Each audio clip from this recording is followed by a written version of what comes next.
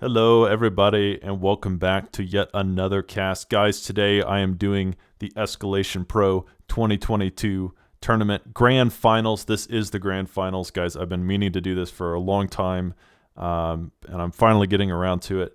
Guys, this is a best of five between, I think, arguably the two best players in Escalation right now. That will be Race and Harold. Guys, before I cast this, before I get into this, please join my Discord. I'd love to have you guys. Trying to grow the community. Actually, would love for all us to get together and play. We need more players for sure in the Escalation and just the OTA community. Guys, if you're watching this and you haven't joined the Discord, I'm going to link it in the description. Please join. Please come be part of the community. I'd love to have you. Having said that, let's get into this game, guys. This map is called Diagon Alley. This is the first match between these two players in the grand finals. And here, let me introduce the players. Harold, here in the top left, the red armed commander, and in the bottom right, we have Race. Now, Race with a very greedy start. Guys, it is a minute and a half into the game, and Race has not even built a single lab yet. Very strange start. Now, of course, he does have some pulverizers, so he's not totally defenseless. You know, Race isn't running around here with his wing out or anything. But it is strange for him to start with a vehicle plant so late into this match. But guys, this map is called Diagon Alley. I could not tell you why. I have no idea what this has to do with Harry Potter. I see no Gryffindors or Ravenclaws flying around out here.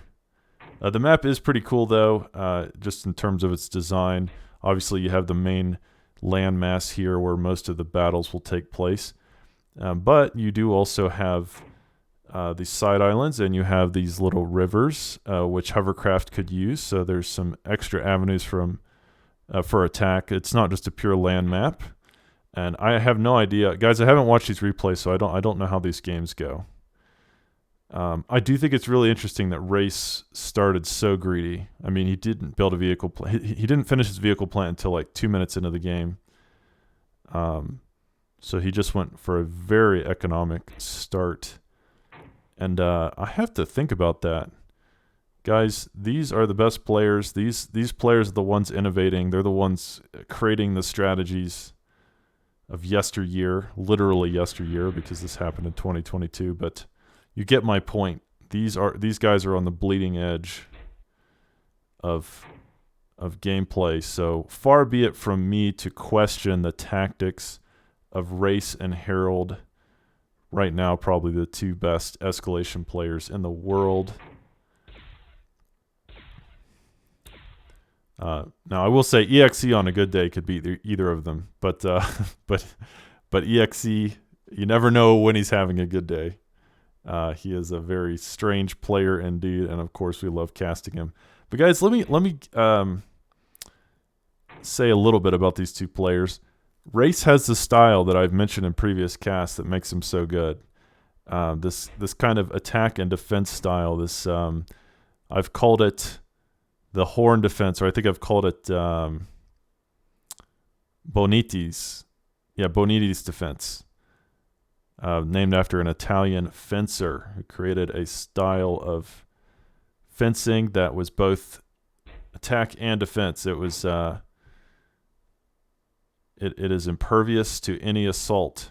That kind of feels like Race's style. He's just very good at putting on the pressure without letting his opponent counterattack or respond at all. How does he do it? I don't know how he does it. He's got the hacks. Harold, to be honest, Harold just seems like a very standard player. Harold is very aggressive. He tends to build early on. I think he likes to cement his economy and then just ramp up the pressure and just crush you. So in that way, I think Harold and Race have similar play styles. But Harold is even more aggressive generally than Race is. Race is more of, like I said, a very balanced player. He likes to utilize attack and defense simultaneously, where Harold is just aggressive. Very, very aggressive. And I would just say, based on these two play styles, that Race's play style may have an advantage here, because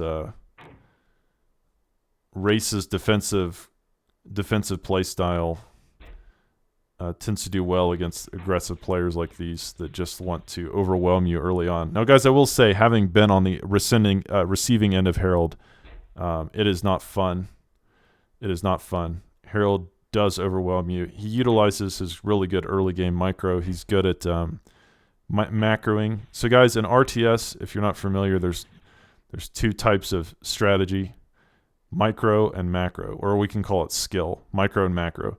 Macro skill is your economy, your base, what's going on at home, and micro is generally what's happening on the battlefield. So the minutia of your ability to control units. Harold is very good at controlling units individually. His micro skills are really good, while still maintaining a very powerful economy. You know, he seems to be able to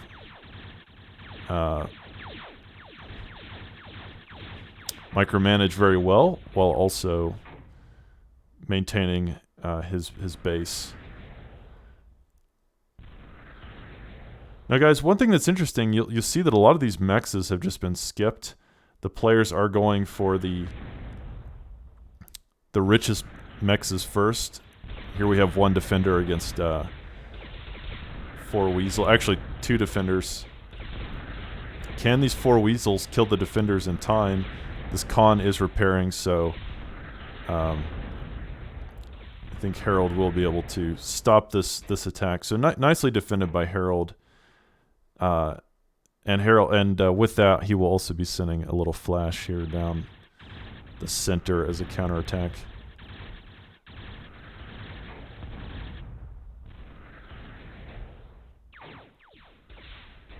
But guys, here early on, Harold's eco is looking a little better. He's kind of taken an early game lead, and I think that is due to Harold's aggressive style. Like I said, Harold generally plays a very, very aggressive game, trying to keep the opponent off balance by putting on endless pressure and preventing them from really being able to counterattack.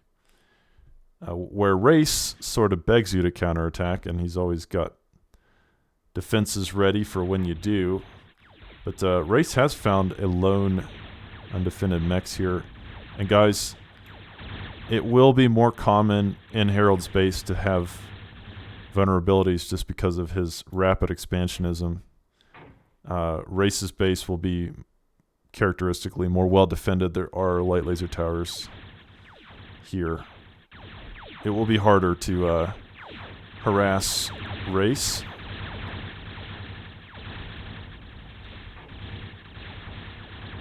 Already we can see this light laser tower very well positioned. Will most likely kill this flash before it can do any real damage. But guys, already the 2 play styles that I mentioned, my predictions have come to pass. Harold, with that ramping up that endless aggression early on, with this endless wave of flashes rolling down the map, and Race is just going to have to hold on to dear life. But guys, as I said, this does fit Race's playstyle pretty well, because Race defends his territory in such a way that super aggressive player like Harold will struggle with. But guys, Race makes it look easy, but I'm telling you, this isn't easy. When Harold is ramping up the aggression like this and just attacking you with flashes from every different front, it's unbelievable. And guys, you can kind of see that right now. Look at this. Flashes coming from this south angle. Flashes coming from the middle angle. Flashes coming from the top angle. Race is making it look easy, but it's not. Harold is just a monster. He's definitely going to get this con for sure. Oh my god, the nano blocking is so sick. Oh my god, the nano blocking is so sick. No. And Race makes me eat my frickin' words. Look at this thing, 1 HP. The nano blocking there was out of this world. Oh, but he might lose this con anyway. It was almost beautiful. It was almost beautiful, but he is going to lose a con. But, oh my god. Yeah, he will lose a con. But guys, I mean, even with this impressive defensive play, Race already falling behind. He is making 30 metal, or 28 metal a second to Harold's 44. Guys, Harold's endless pressure and aggression is just so hard to deal with. It's, you know, Harold makes it look easy, man. But this, when you are on the receiving end of this, you just want to fucking die. Pardon my language, but yeah, it's rough. And even Race, with his patented defensive style, is struggling to just hang on here as Harold continues to collapse on his base from every angle and just prevent him from getting any kind of economy. Did you guys see that formation? Like the Delta Force thing that Harold just did. That was cool. Guys, there's no formations in this game. Like, you know, if you're making a formation, you design it on your own. That is your own custom thing. But, oh my god, and Harold building these light laser towers. Perfect place. He's just cutting off this whole entrance. So sick. God, Harold just making this game look freaking easy. And guys, Race is in a lot of trouble. If you can see at the bottom left here, his energy is just kaput. No energy at all. He's starting to regain it, but I mean, this attempt to counterattack isn't even making it to Harold's base, and Harold's base is not that well defended, guys. Like I said, Harold isn't really known for his defensive play, but but the thing is, he doesn't really need to defend his entire base when he's just ramping up constant aggression. Like, even the patrolling units can catch whatever Race is sending up there. And you know, I'm not going to take anything away from Harold because he is defending the front lines here. So, but there's tons of areas Race can still attack. The problem is that he's going to meet Harold's roaming bands of units. Oh no! And now this con is it is toast. I just don't think it matters how well you nano block. Oh my god! Is Race gonna make me eat my words again? This is hacks. This is, I mean, Race is cheating. Whatever, he's cheating. Whatever. However this game ends, like, I'm saying that Harold won because Race clearly cheated.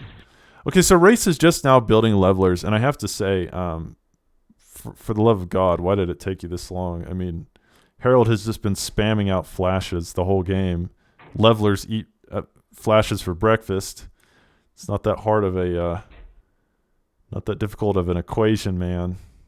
But guys, I don't know. This game's looking so bad for Race because Harold is on T2, and Race is just struggling to stay in this game at all. Just even survive. He's just trying to survive, and that he is doing admirably. In fact, he's doing it well, but oh, it's hard to watch. Guys, it's hard to watch this, and it's even harder to actually be on the receiving end. Playing against Harold is not fun. Fun is not how I would characterize playing against Harold.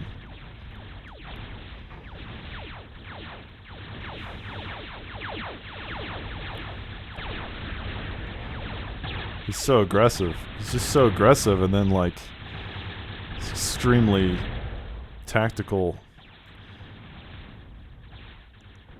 I mean, there's only really these entrances of approach here, but all of his units are going this way, so he's designed it to where it's like a tower defense type thing. Like, Race has to send his units straight up the middle. It's the only place it's not defended, but that's where all his units are coming from. And oh no, Harold continuing to apply pressure here in the southwest. For the love of God, give Race a break. Leave Britney Spears alone, Harold. Let Race recover, for God's sake. Let him build something. Let him get to T2. You know, sometimes, guys, you have to do a little kind of pity breaks, you know, mercy killings. Actually, I don't think mercy killings is exactly what I was looking for, but, you know, I think you get my meaning.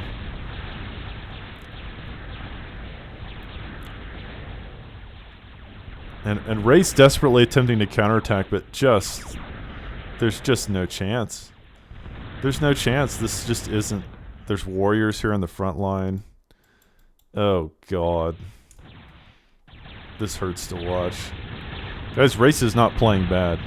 Like, if you thought Race was playing bad, you would be mistaken, because Race is playing out of his mind here. He is holding on despite all of this aggression.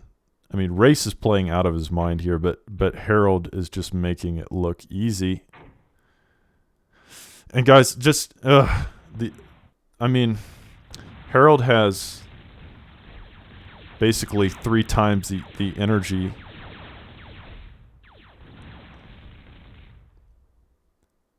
And Race not even able to use his metal because he is he's stalling on energy. He needs to take these geos right away. He really needs that extra energy. There are geos all over the place. Geothermal vents. But man, Race in so much trouble. Harold is just cementing his advantage. Even though he hasn't struck the killing blow, he is so far ahead.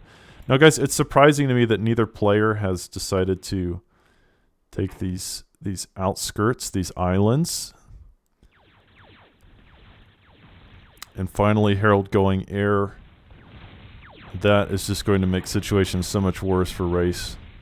Because once Harold starts doing these patented bombing runs on his already beleaguered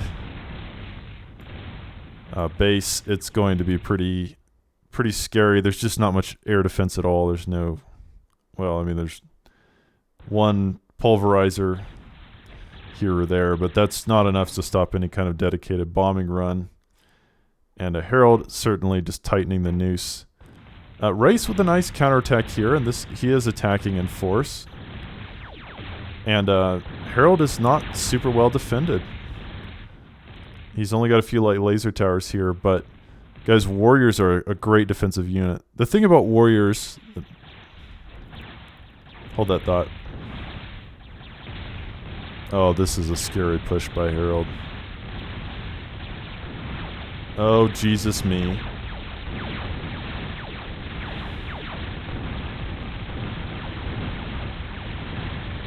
Leave Britney Spears alone, Harold. Oh my goodness.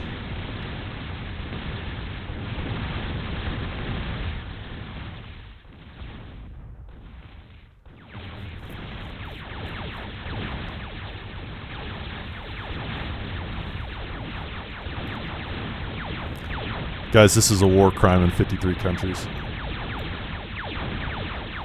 Race doing his best to counterattack, but now Zeus is on the front line. That is going to make things considerably harder.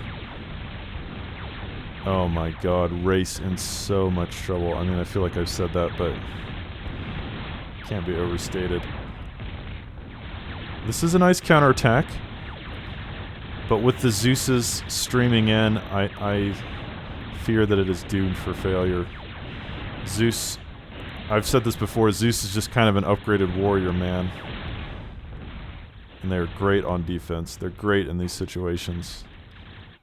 And Race, I think, is probably going to have to tap out soon because things are getting dire.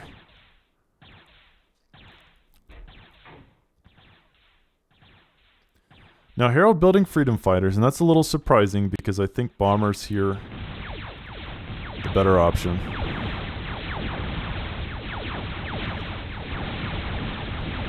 And Race is attempting to clean this attack up, but guys, I don't know if it matters.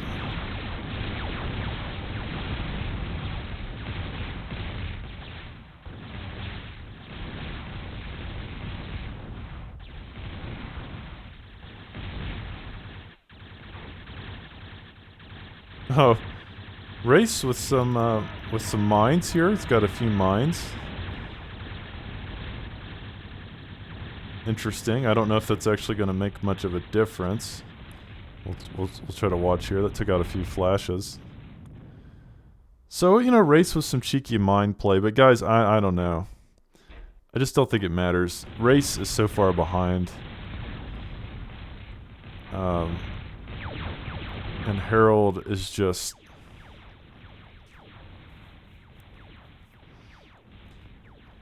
Not relenting. Harold is not relenting here. He's not letting up. Guys, I told you this is what it was like. The mines are pretty funny. I mean, I'll give him that. The mine play is pretty cheeky. I appreciate his resolve. You know, Race, I do like the cut of your jib. But I'm afraid that the cheeky mine play probably not going to save you. And Harold, quit playing with your food. Stop building freedom fighters and build bombers. Put Race out of his fucking misery.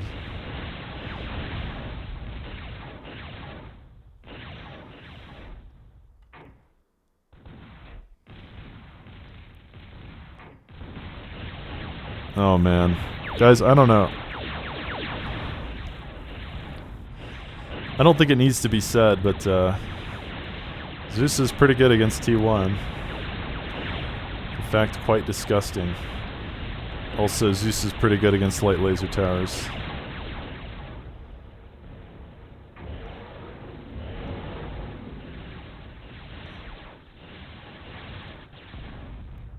Guys, look how much damage these 4 Zeuses are doing. 4 kills, 7 kills, 4 kills, 9 kills. So, what, 9 plus 7 plus 4 plus 4. 16, 24 kills? Something like that? 25 now, 26? Like, do you see how much damage he's doing with 4 Zeuses? He's got an army of Zeuses. Though, fairness to Race, I mean, he's got nice defense.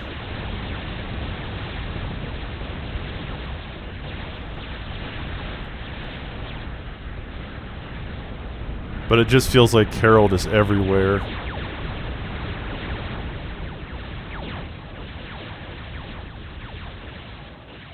Guys, I just can't see how Race would come back from this.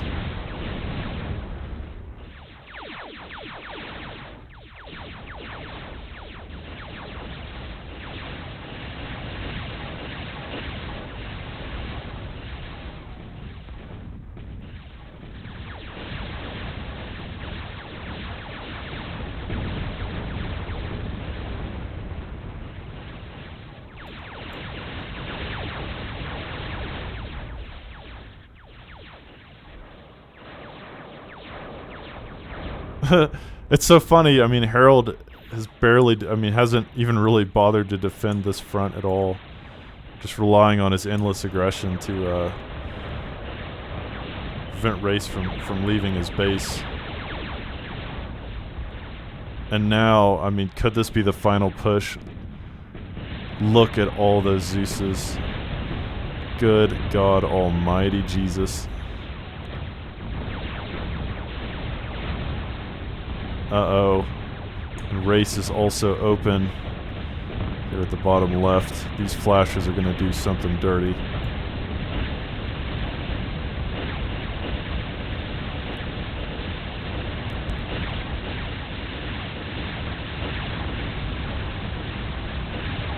Guys, I think this is the beginning of the end for Race.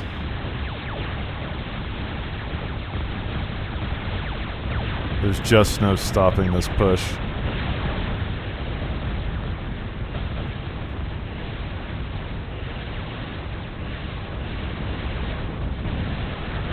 Good God.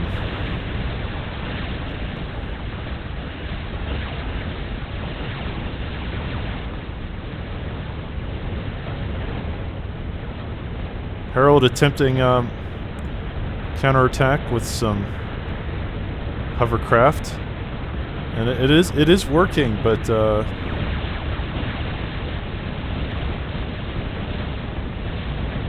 don't know.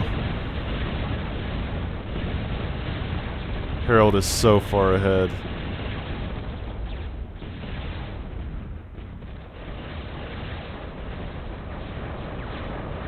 I mean, even though Harold's base is not really that well defended, because that's just not Harold's playstyle, man.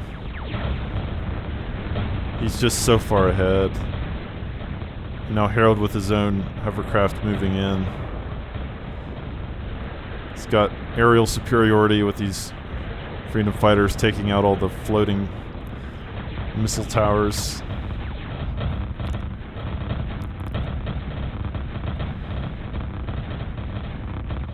And surely Race will tap out. This situation looking dire. Where are the bombers, man? There's just no air defense at all. Harold could bomb, yeah. Race will call it. Guys, that was a good game, but man, Harold made it look easy. Harold's really aggressive style. Just putting his foot on the gas the whole way through. That was tough to watch. I mean, I've been on the receiving end of it. It's hard to deal with, even for someone like Race. But guys, it is a best of 5. We've got more games, and Race could certainly come back. We will have to see if he can find a way to overcome this unbelievably ruthless style of Harold in Game 2. Hello, everybody, and welcome to Game 2.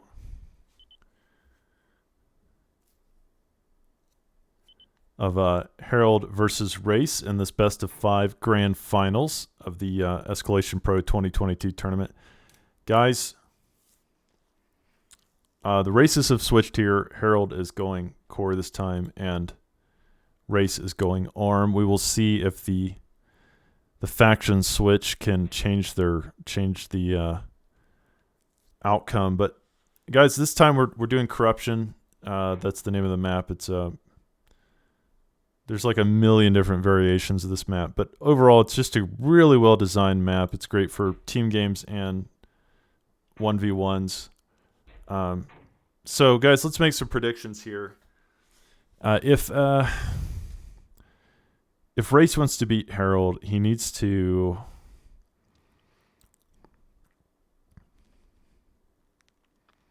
oh man, this is tough.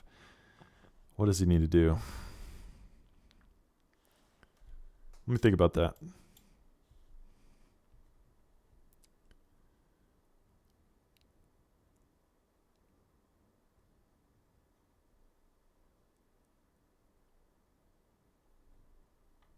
So both players have gone vehicles first here. Not unsurprising on this map. It's a vehicle map. But Harold already with a couple weasels. But guys, I think Race to beat Harold either needs to play even more aggressively than Harold, which is hard to do. So he would either have to beat Harold at his own game, or he can sort of block off the middle. That's an option if he could if he could get control of this choke point. Oh man, guys, I don't know. I'm kind of drawing a blank. Harold just looked so good in the last game, and guys, Race was not playing bad. Like, if you think Race was playing bad, you're wrong. He was playing really, really well. But Harold was just so aggressive the whole game, and Race was just never able to regain his footing. But there are some weaknesses in Harold's play, guys. There are some weaknesses in Harold's play. It's not unbeatable. The problem is that Race likes to be in the driver's seat. Race's game plan is to be in the driver's seat. He likes to take control of the game. He likes to kind of do what Harold's doing. He likes to be the one applying all the pressure.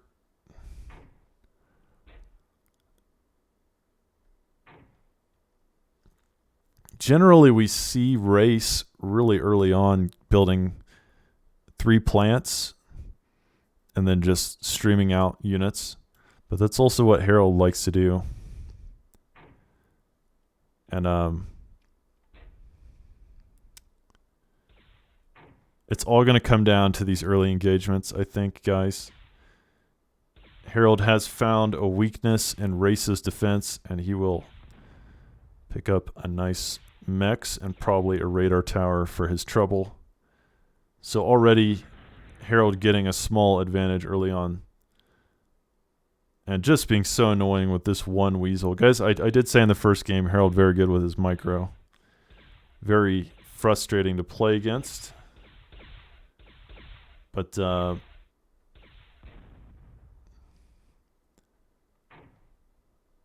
Race has found something as well, but looks like he will be just too late as Harold does get this pulverizer up just in time to stop that Jeffy from doing too much. But guys, at the moment, Race is in the lead economically. It seems like he has a little better expansionism, but yeah. Okay, so this is what Race needs to do. Going that second vehicle plant immediately. He's got to get into the driver's seat this game. He cannot let Harold control the pace of the game like last time. He cannot let Harold determine how it is going to flow. So Race now on 2 vehicle plants. This will give him the production power to perhaps overwhelm Harold? Question mark. Harold only has 1 vehicle plant so far, but he is in mass production mode. He is pumping out those instigators like there is no tomorrow. And couple Jeffies here from Race. But guys, Race, can he outproduce Harold here? He does have the 2 plants. He's definitely behind on energy though. Harold is doubling his energy, and guys, energy is it's a factor when you're trying to mass produce. You need a lot of energy, and Harold has a geo up, and that geo is obviously going to give him a big advantage in the production wars.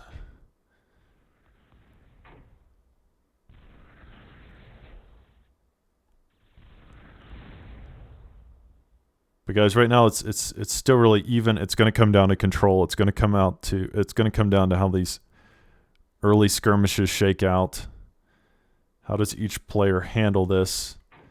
You can see Race putting up radars to give him some early warning, but he has not detected this. And now Harold, with a potentially devastating early push of instigators. There's just nothing here. There's 1 defender. How much can Harold get done with this push? He's going to take out a mechs. However, javelins are a good counter to instigators.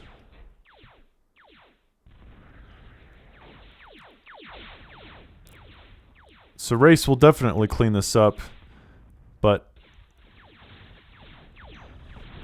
Question is, at what cost? Harold has already taken out 2 mexes, and he might get this con as well. He's sending 2 instigators over to try to get this con, I bet. But I don't know. Ray's doing a good job of defending. Probably not going to happen. However, early on, once again, it feels like Harold is ahead. He is now on his second vehicle plant and also a K-Bot lab. And Harold is going to start ramping up that pressure any minute. Any minute, this is going to start to feel a lot like last game for Race. Race just has to do something here. He cannot let things go the way they did. Now, Harold is already building levelers, and I love to see this. Don't even wait for your opponent to build flashes. Just build the levelers. You know they're going to do it. Just build them. Don't even think about it. Shift-click the levelers.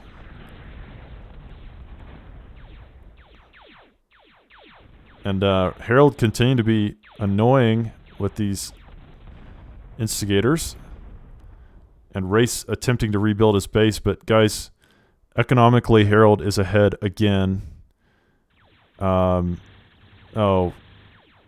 Doubling the energy income and not quite doubling the metal, but certainly ahead.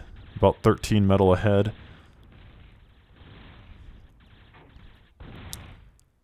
And Harold's composition is good too, man. These levelers, so strong early on.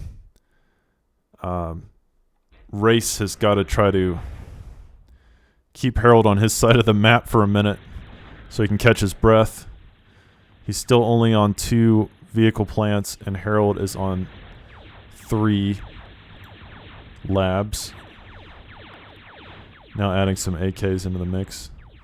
But I was about to say MAKs would just be devastating here. Guys, MAKs and levelers, that is like pesky unit spam deletion, right? So any kind of, any kind of flashes or Jeffies, MAKs and levelers are just going to delete them from existence. Harold's composition is beautiful here. Now, Race has caught up economically. He's rebuilt all these extractors that were killed earlier. But he's got to get control of his side of the map. He cannot let Harold do what he did last game. He needs to take control of this.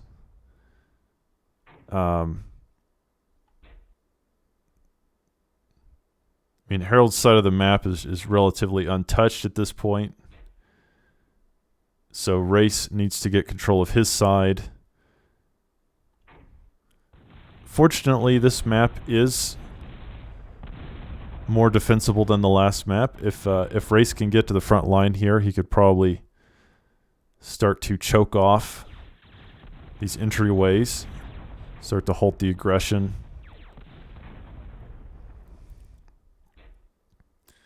But Harold has something to say about that, as he is going to continue sending roving bands of raiders. But guys, javelins are a decent counter to both instigators and levelers. The javelins will outrange the levelers, and they're faster too. So nice choice by Race.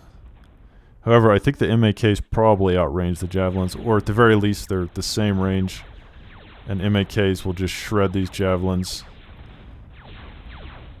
Shred them. But guys, look!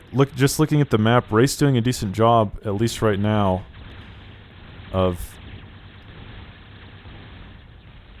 defending his base, of kind of keeping things on an even keel. But Harold is still pulling ahead, and Race is not able to use all of his resources. Race still only on 2 vehicle plants. He really needs to have a third. Okay, he is on a K-Bot lab, but if Race is going to float a bunch of income here, it might be a good time to tech up to T2. Teching up to T2 is always a good way to use some excess metal if you're not using it. And it could give Race an advantage in these coming fights. because I fear this push. I fear this push, guys. Herald's push of MAKs and levelers is going to be devastating when it comes. And it is coming. I think Race needs to tech up right now. Oh my god. Yeah, this push is coming now.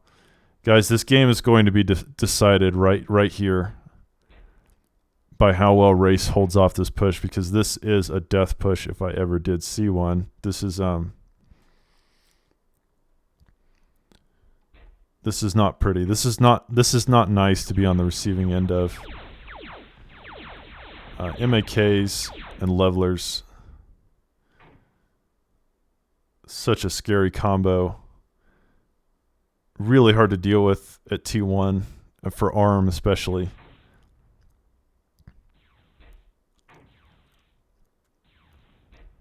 And once again, guys, Herald sort of controlling the pace of the game, sending out these endless raiding parties. This construction vehicle is going to die. Is it going to die? Is Race going to make me eat my words the third time? No, he won't.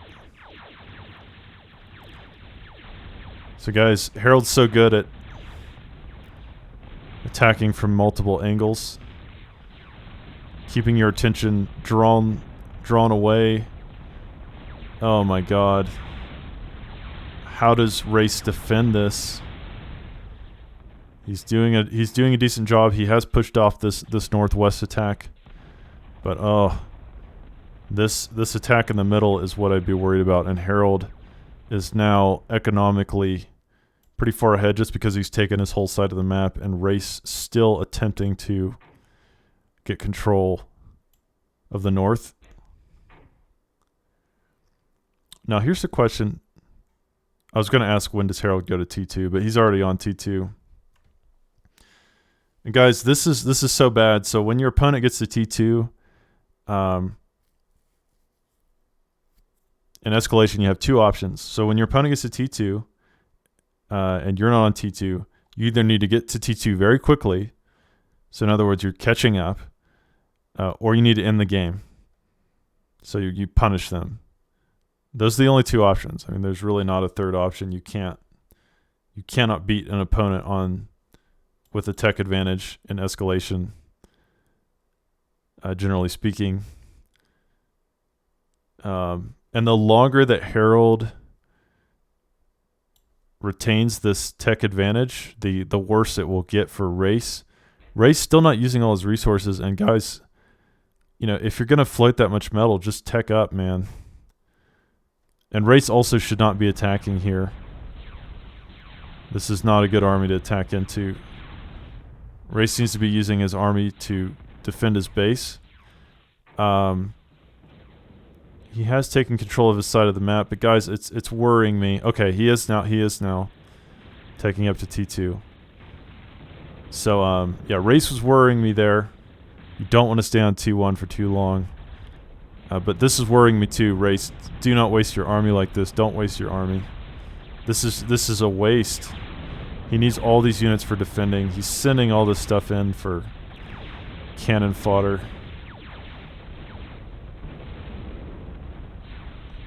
I know that Race's style is generally very aggressive, and he likes to control the pace of the game. We've seen that against EXE. But in this game, he needs to play defensively, as Herald is ahead right now. And also, Herald's army is it's scary. Guys, levelers and MAKs are slow, but they're really good walls. And I just don't know about attacking into this. Of course, Rockos are a decent counter to this. He is going to outrange everything. And yeah, okay, Race now finally getting to T2. Just only a couple minutes after Herald, so it wasn't a huge. It certainly wasn't a huge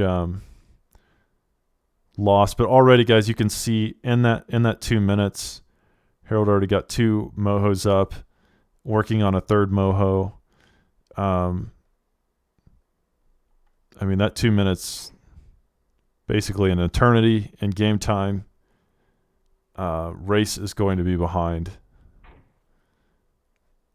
economically. But guys, Race has managed to secure his side.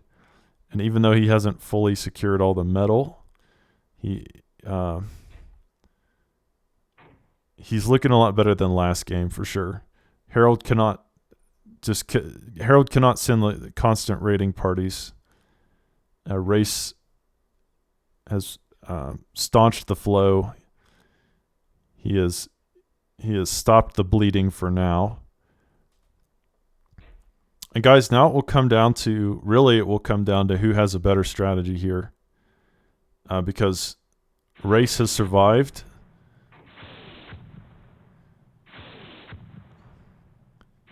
And this is where Race shines, guys. I think this is where Race shines. This patented offense and defense style. I think Harold does better when he's on your side of the map, but Race is more comfortable in these situations. I tend to think. I could be wrong. We'll see. But I think that Race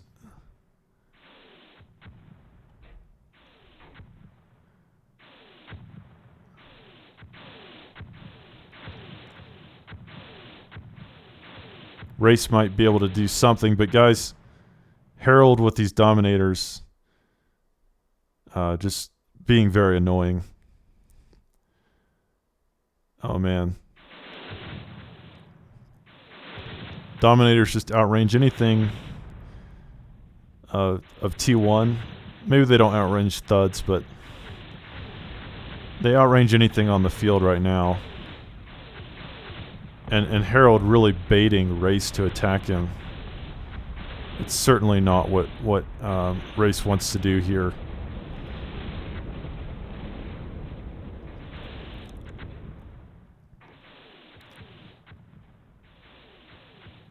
Now, Race building some Panthers and some mobile artillery here. Can these tossers, T1 mobile artillery, I don't know. These Dominators being very aggressive, being very annoying. Oh my god, look at the kills. 7, 5, 6, 3. So these Dominators are definitely true to their namesake in this game, dominating. Race in trouble once again. He's going to have to find a way to hold on as Harold finds a way to continue putting on the pressure. Even if he can't be in Race's base, he is winning a war of attrition here. And this will prompt Race to counterattack. But guys, this is a bad situation. Once again, Harold has found a way to be so annoying. And you know, Race building Panthers, but Panthers are just not they're not really great in this situation.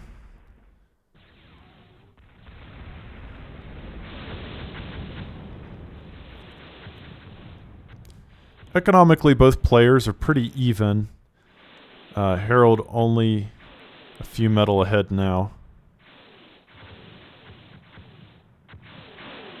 And Harold seems to be all-inning on this Dominator push strat. So this seems to be his plan. But what is Race's plan? Race right now just building Panthers. And of course the T1 artillery, the tossers. Guys, we don't see these very often at all. This is a rare occurrence that we see these units built.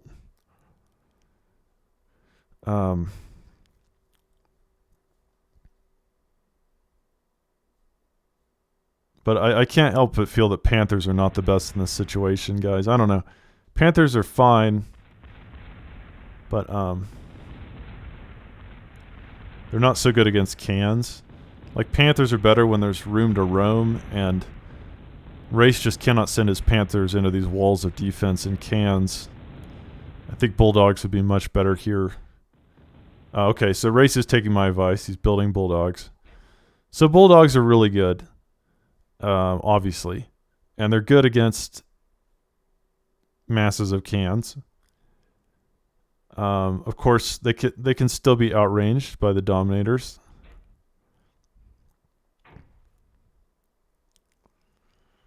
But yeah, it really surprises me to see so little airplay in both these games. On the caliber of players these guys are, I would expect some more airplay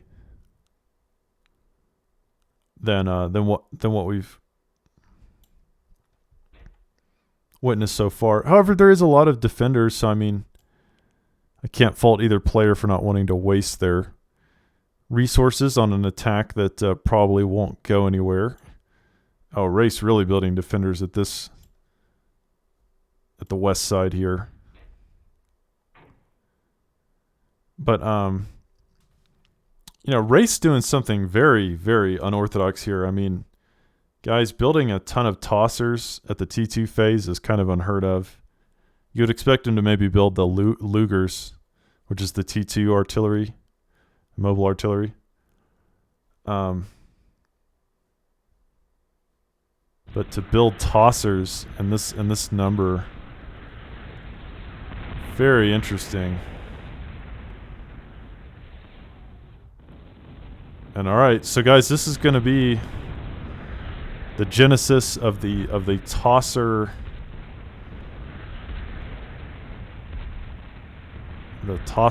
Panther javelin strategy.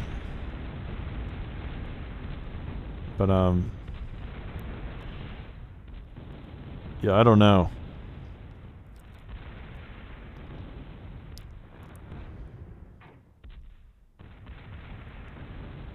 Make me a believer, Race. Make me a believer. I have never seen this. Race defining the meta right now. Redesigning the meta. I mean, tossers, huh? Okay. Well, Harold's units are pretty tightly packed. And oh, here comes the rainstorm. Oh my god! That's beautiful. Could this actually work? Could Race's army of tossers actually be the new fucking meta? Holy shit. What are we, guys, we are witnessing something. We are witnessing something right now. Race is giving birth to a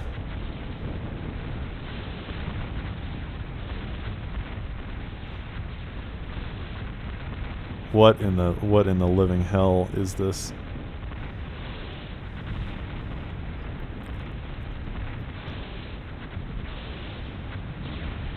Unbelievable. I mean, these tossers,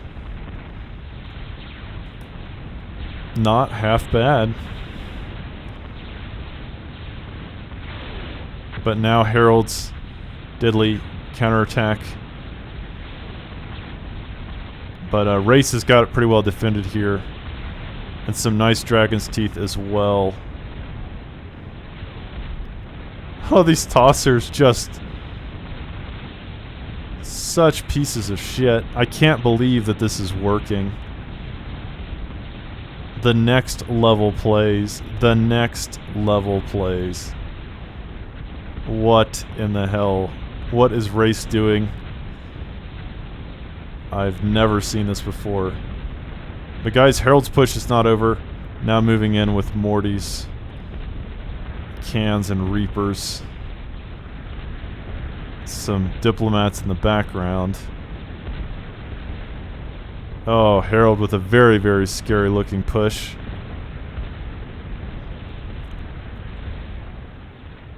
And what does Race have going on? home.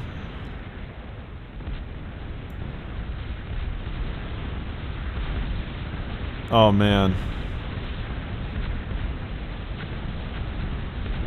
Race in some trouble here.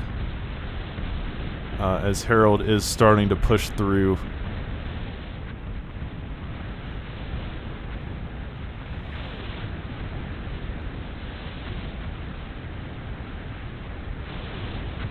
This is just a scary situation.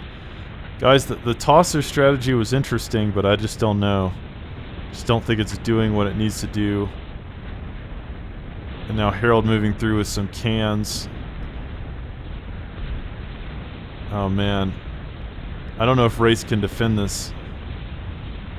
He does have a lot of bulldogs. But Harold's breaking through on multiple fronts here, and there's just not that much defense on the left side. Harold utilizing all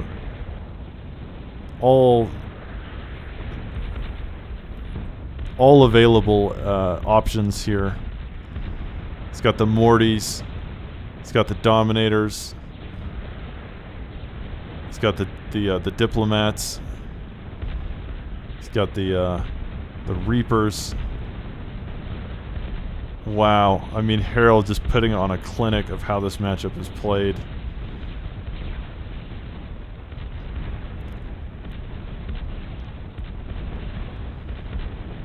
Guys, once again, Race just in trouble. Harold just playing it better. Just this composition that Harold has is sick. Just sick. And now Goliath's in the mix. I mean, what a disgusting variety of units.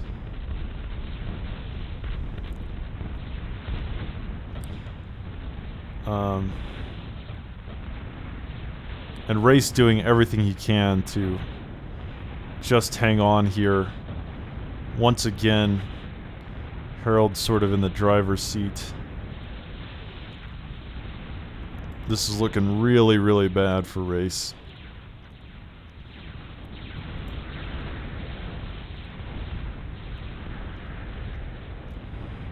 Yeah. I don't know how Race stops this. Look at all the Mortys.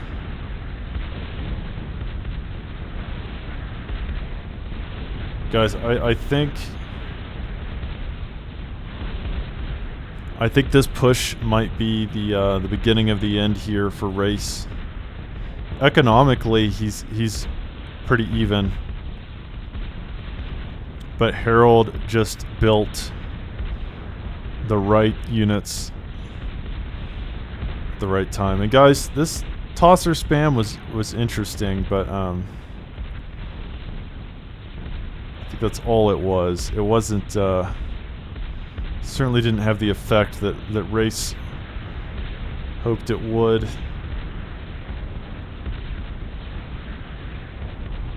And now I think this push will probably end the game, as Harold just too damn strong, man. Just too damn strong.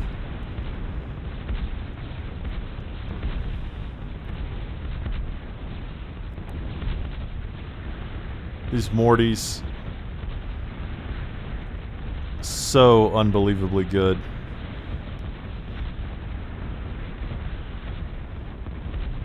Now Race's base just crumbling. And he's putting up a valiant defense, but the aggression is never ending, guys.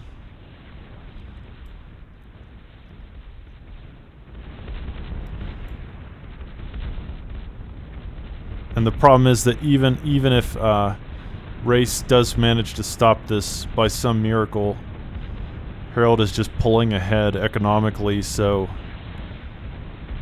there's no easy way for Race to get back into the game, as Harold is just,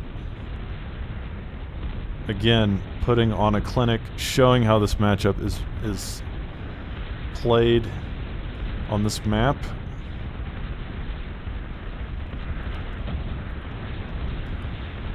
And guys, this has to be it. This has to be the end. all these Goliaths, and there's just no counter. No counter to the Goliath spam right now. So yeah, cans are in the base, and just a look at the mega map sort of tells the story, man. Race is officially dead. So guys, man, that was tough. Race did stop the early aggression from Harold, but Harold got to T2 faster once again, and then was able to get an economic advantage early on. But guys, the biggest thing was not that. The biggest thing wasn't that. It was just Harold's early game advantage was not insurmountable, but Harold built the right units. That's all it comes down to. Like, Harold built the right units. Race did this tosser spam strategy. It was interesting. It was inspired, right? It was a cool idea, but Harold just built the right units. Diplomats to break through the defenses, Dominators to break through the defenses, Mortys for their range, Goliaths and Cans in the front line. It's just so difficult to deal with as an armed player, and Harold just played it better. It wasn't even like a question of eco. I think Harold just uses resources better. Those tossers, they were interesting, but they didn't really contribute much to the battle because they're not super accurate, and their bullets obviously take an eternity to land. So what I would have liked to see by Race there would be some like penetrators and shooters, things that to counter, to outrange the Mortys and the Dominators, shred the Cans and Goliaths. Fidos were definitely not ideal there. Harold just played it better, man. Harold did a really good job that game. So guys, this is a best of 5, so that means Harold is up 2 games. He just needs to win 1 more to win the entire tournament. So with that said, let's go on to game 3. Guys, welcome to game 3 of this best of 5 grand final series between Race and Harold. Guys, I have to say, it has been a great series so far, even though Harold has been ahead and he has been sort of dominating the games. Race has still been playing really well. Guys, it may look like it may seem like Race is playing bad, but no, that is not the case. Race is actually playing really well here. It's just that Harold is feeling unstoppable. And guys, the real question on this map is whether Race can find a way to stop Harold. He needs to break the streak. It is a best of 5, so if Race loses this game, it is all over. Race has to show signs of life here. He really needs to pull out a victory, do something a little different, find a way to stop Harold's just endless aggression and dominance that he has displayed so far in this series. But guys, in this particular game, Harold being even more aggressive than normal. Typically, Harold will get a decent eco up before he kind of transitions into a full-blown production mode. But this game, not even building a con. Guys, it is almost 2 minutes in, and Harold has not built a single con. He has built a flea. But Harold is he is trying to end the series here. He's trying to end this game, but Race on a similar strategy here.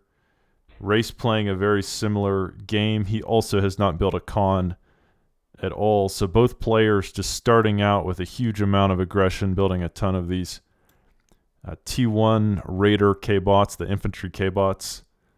AKs and Pee-wees. Guys, AKs and Pee-wees are pretty evenly matched, though AKs have a slight advantage at range, and Pee-wees are obviously better up close. So it will come down to micromanagement. Guys, this map, Ultimate Lush Divide, is interesting. As you can see, there's tons of reclaim. There's these two passageways that have some trees.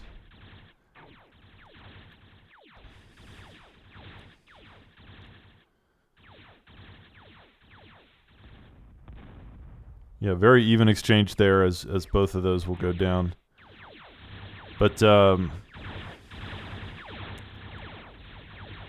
again, both players here at the start with very similar strategies. Beginning the game with a huge influx of raiding T1 K-bots, trying to get a leg up on their opponent. But because they both did this, neither player is going to have a huge advantage early on. I think they both attempted to kind of catch each other off guard, but at the moment, neither player seems to have done that. Neither player has caught the other off guard. Race already on a second K-bot lab, and unbelievable. Race continuing to ramp up the pressure. It's just really surprising. Guys, look at just to give you an idea of the amount of pressure. Look at all these juicy metal spots. Race not even bothering to take them, not even bothering to get that kind of economic advantage. He's just trying to overwhelm Harold, maybe give Harold a bit of a taste of his own medicine in this game 3. It's amazing. It's amazing to see that. I mean, I think Race has built one construction vehicle this whole game. I could be wrong. No. Oh, no, I am wrong. There is a second con, but guys, this is as aggressive as it gets. It just doesn't get much more aggressive than this. Only building 2 cons at 5 minutes. That's craziness. And now building a third K-bot lab. So Race has ramped up the aggression and showing no signs of stopping. However, Harold also being sort of aggressive on his own. I mean, he's also failing to take these medals. I mean, just imagine this, guys. Can you imagine playing a game and it's over 5 minutes in and you're just now taking a metal spot that you started with? I mean, he basically started on that metal spot. So both these players really sacrificing economic gain in order to just swarm their opponent. I mean, it's truly the Zerg strats on both sides here as the players continue to just pump out units, leaving their economies at a very basic state. Race has only got 10 metal income per second. As you can see, he's barely taken any of the metal spots on the map. He actually sent this con down just to build pulverizers, and of course they're getting most of their metal income from the reclaim, from, like, for example, this Might reclaiming rocks. But it's a bold strategy. It is a bold strategy because it is very sort of all in. You need to get that early game damage done for a kind of all-in strategy like this to work. And so far, neither player has done a ton of economic damage. No cons have been killed yet. I haven't even seen any mexes die.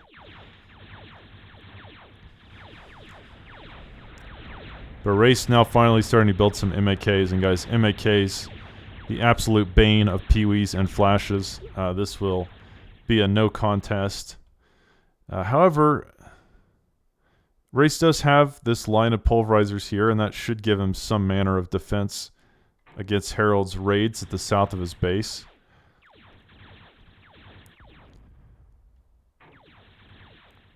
But it's amazing to me that despite how much pressure, despite how much production both players have really committed to this game. Neither of them has inflicted any economic damage at all. I haven't even seen a mech die. There might have been a mech somewhere, but ultimately, guys, it has not been a very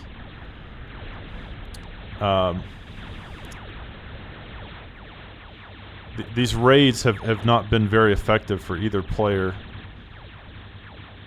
For the most part, these two warring factions have simply met in battle. A Khan will finally die here in the middle for the first Khan in the game.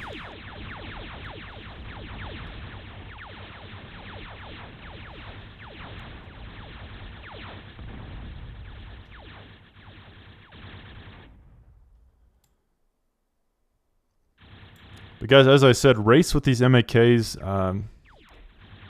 very scary. However, Herald with a single flash here, of course it's at one hit, so these pulverizers will easily take care of that one, but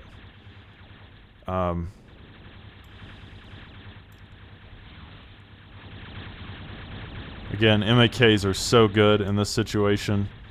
This thing will simply shred through these units like of pudding. 4 kills,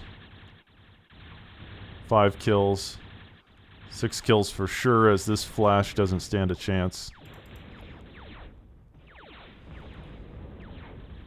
And guys, Race starting to pull ahead here. Maybe it looks like he's up on eco despite his very aggressive start. Herald has also been aggressive and has also been sort of equally neglectful of his own economy, and Race has made it difficult for Herald to expand to the north, while Race has expanded to the south pretty well. And I think a lot that had to do with those early pulverizers. Guys, it was really interesting. Race came down here and built these 4 missile turrets right away. Didn't even build mexes. And these things ended up playing a pivotal role in defending his base. Even if they didn't get a lot of kills, you know, guys, pulverizers provide great vision, as you can see here.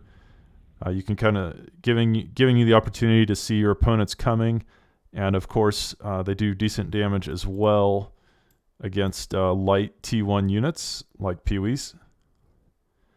So, you know, Herald did not build those defenders, and those 4 defenders that Race rushed out at the very beginning may have made a huge difference in the outcome of these engagements, because as you see, Race really has not taken any of these metal spots. He's taken 1 here, but I mean, Herald, excuse me, has not taken any of these metal spots. All the, you know, this, all these have not been taken.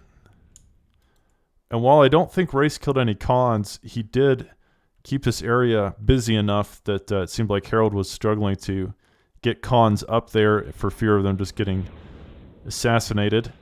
So guys, Race is now ahead economically for the first time probably in this entire series. Race is ahead.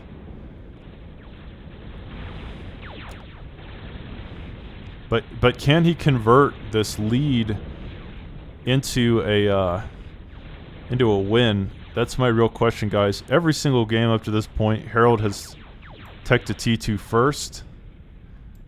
I'd really like to see Race beat Herald to T2 for a game. That would be pretty nice.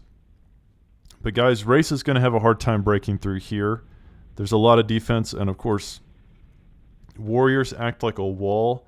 I've mentioned this before, guys, but Warriors are slow and sort of unyieldy, but they make a great defensive unit because you have to walk into them. If you have to walk into a Warrior, they're going to shred you. However, this northern approach is not so well defended. There's no missile towers at all, and MAKs do outrange Warriors. And of course there are some storms as well. So guys, this is looking to be a deadly push.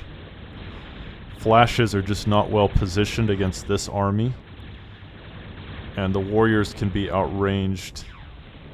So Race with a really, really nice composition here. And he's gonna struggle to take the bottom. He's certainly gonna struggle to break through here. But here in the north, Harold has not defended it nearly as well, and Race doing a good job of defending his side, so that even if Harold wanted to counterattack, it would be difficult or impossible. And now Harold in a lot of trouble, as this northern approach has almost no defense at all. He's working on one light laser tower, but that just is not going to cut it. And Harold now attempting to move to T2, maybe try to change his fortunes. It seems like Race is certainly winning the T1 battle, as you can just look at the mega map and see this huge army of dots. And Harold will not even finish this light laser tower. There is no defense at all anywhere on the eastern part of this map, and so Race's army is just going to move through here. These flashes are just no match for this composition. Great mixture of AKs, MAKs, and storms. And flashes just don't really stand a chance.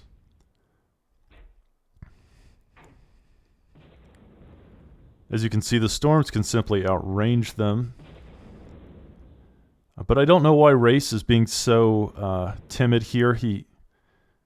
This is the time to push. He has the right composition. He has the superior army. These flashes don't really stand a chance. And I think Race would do well to just try to destroy this part of the map, kill all these mexes, prevent Harold from catching up economically.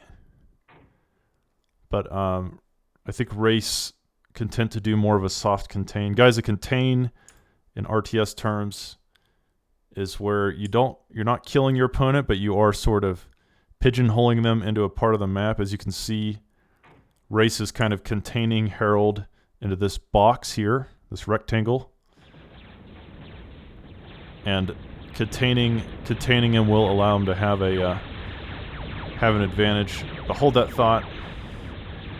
We have a big engagement from multiple angles.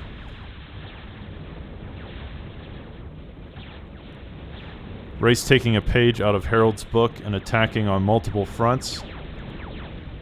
Guys, attacking on multiple fronts has many advantages. It's not just that it's harder to defend, but additionally, it taxes your opponent's micro. It's harder for them to pay attention to everything that's going on when you're hitting them from multiple angles. And if you have the superior army, you don't have to micro as well. So, Race doing a good job here, but with all these warriors being added into the mix, Race's army will finally, I think, be defeated here in the north eventually. Warriors are slow, but they will eventually catch up with these AKs and shred them. But again, guys, it's a little scary that Race is delayed to T2. Harold has beaten him to T2. Even though Race had the superior economy, he just did not take the opportunity to tech up before Harold. However, again, this is very well defended. A GAT surrounded by Dragon's Teeth. There's just almost no way that this attack is going to accomplish anything.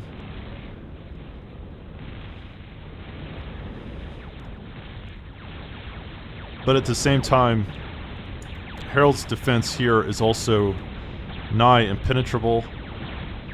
I would like to see Race build a Guardian here and just kind of slowly, a Punisher, and just slowly pick off all this defense.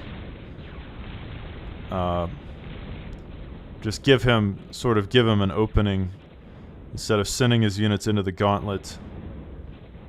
It's just going to be hard to break through this. Now, Raiders will make it a little easier because Raiders are a lot tankier than the K-Bots, but it's still just not a good idea to attack here. As it stands, I think Race probably knows this. But he is still gathering up Raiders and now Reapers as well.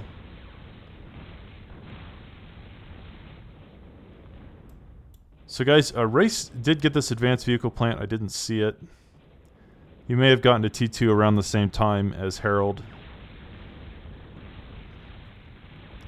But guys, with Reapers in the mix, this attack becomes a lot more dangerous. It's still difficult though. I mean, he is still sending all his units to a very tight choke point. Guys, it would truly just be better if Race would send his stuff through the north here. There's just no defense up there. But Race deciding he wants to attack here. He wants to break the gauntlet. And it will be difficult, but can he do it? I don't know. This is just... It feels impossible. Even with Reapers in the mix.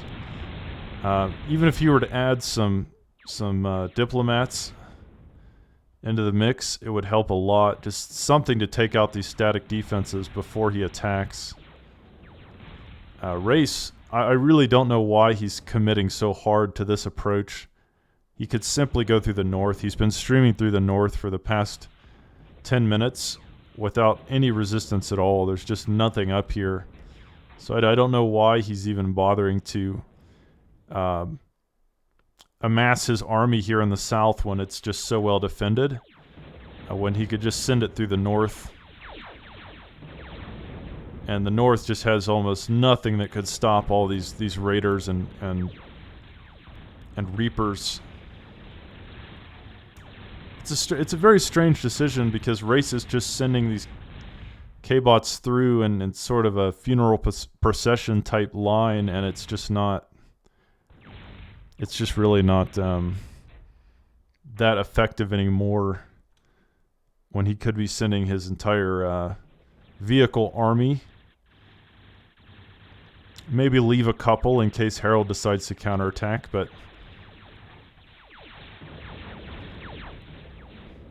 But even still, guys, Race is way ahead economically. He has got mohos out the wazoo. And he is just kind of crushing Harold here in terms of economy. But if his heart is really set on breaking through here, I would like to see some diplomats. Oh, here we go, finally. Yeah, we need these. We definitely need those diplomats to take out the laser towers.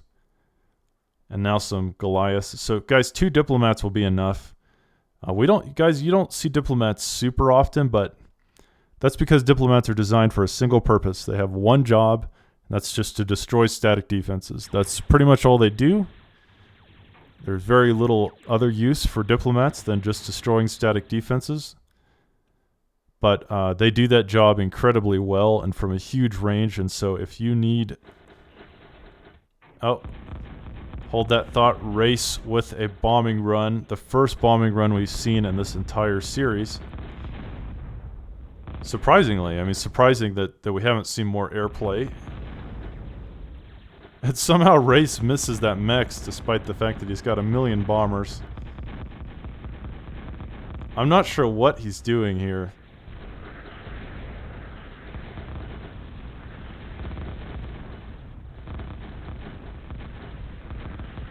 He will take out that Geo. And maybe get the second Geo.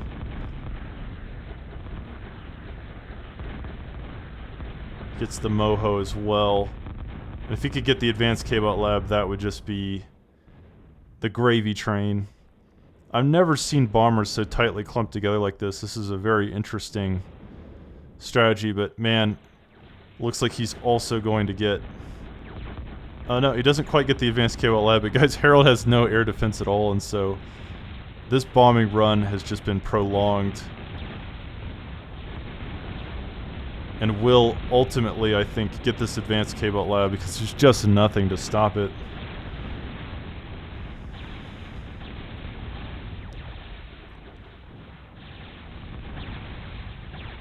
And now Race breaking through. Those diplomats finally able to target the defenses.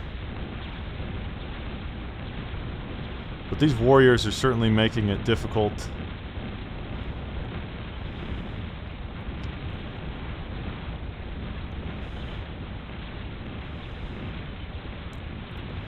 And Harold will tap out as Race feels to have an insurmountable advantage in this game 3. And so, guys, Race is showing signs of life.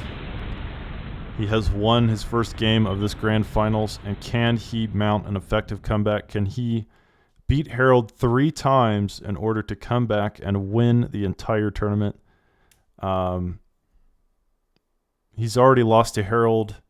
He played Harold in the tournament before, so it's a double elimination. So he lost to Harold the first time they played, but can he get revenge? He is still down 2 games, and he still only has to lose 1 more time for Harold to win the tournament.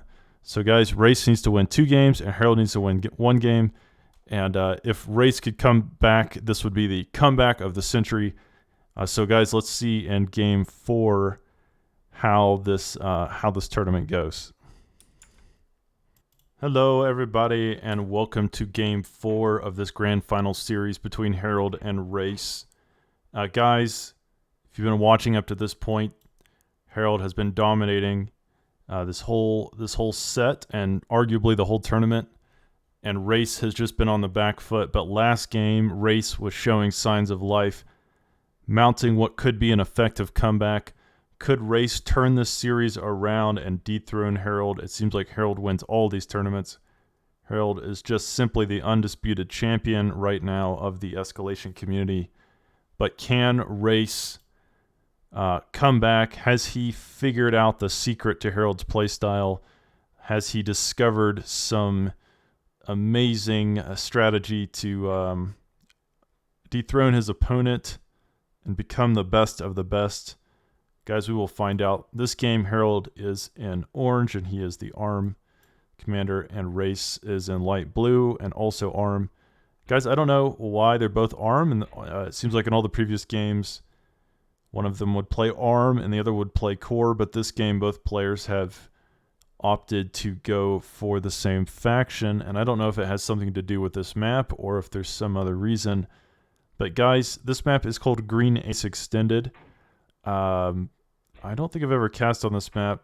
However, the map description said designed for 3v3, so this, guys, the start positions would be like here, here, and where Race started. So you can kind of see why it's designed for 3v3. This is probably symmetrical. Pretty much the same thing on the other side.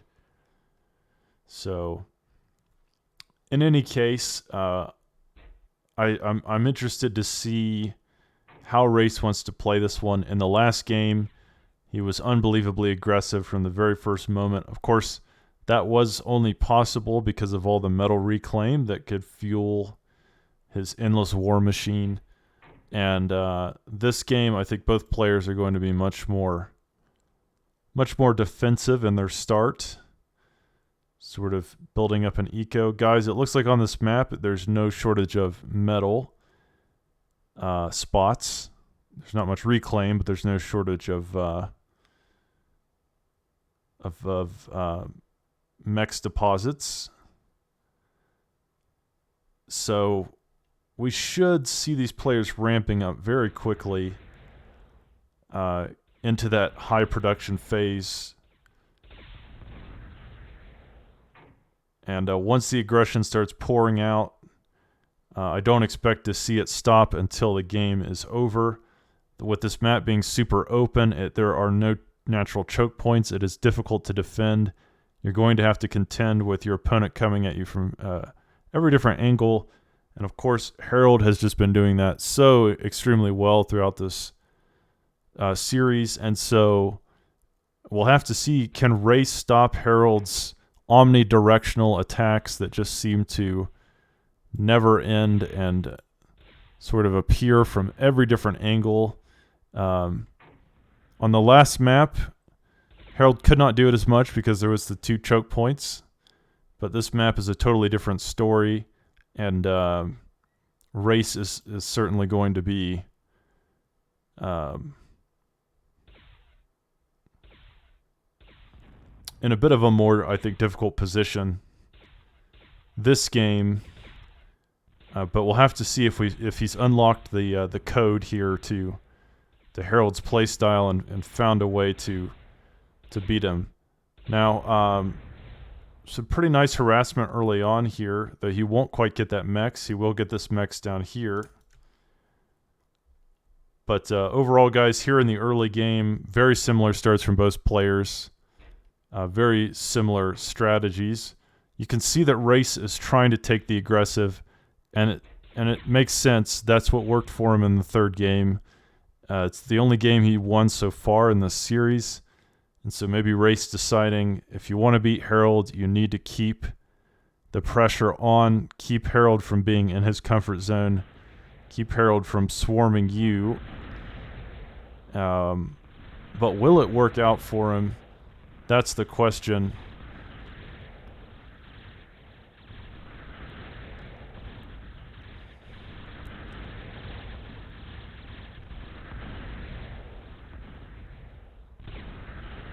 So far, it seems like Harold has built some pretty good defensive positions at the start with a couple well-placed defenders and now a light laser tower. But Harold has not been too aggressive in this game. He's sort of been playing the defensive role. He does have a few Jeffies here that might get something done.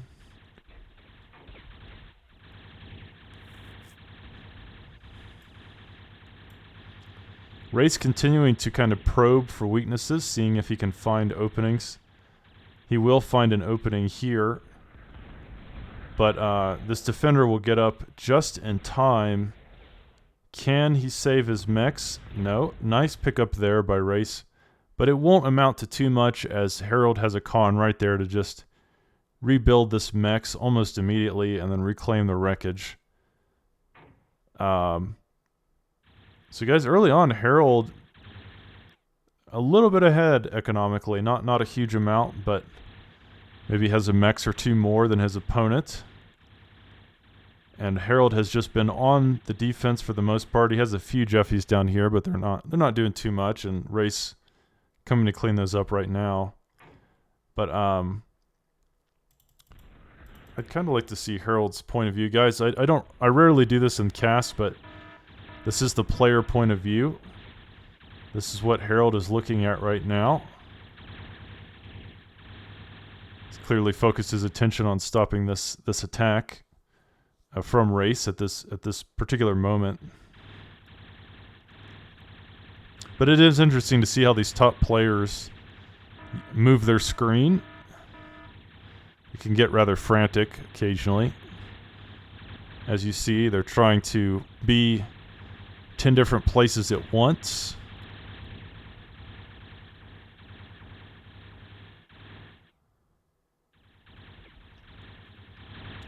But yeah, as you see, Harold kind of jumping all over the place here, trying to keep everything going. And surprisingly, Harold has not actually gone into a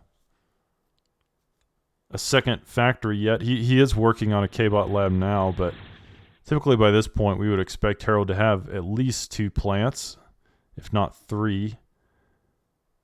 But guys, this map will sort of slow you down because wind is not very good, and so solar collectors are a lot more expensive. Having to rely on those solar collectors will certainly slow down your rapid expansionism and the sort of rapid production that is possible on maps with good wind.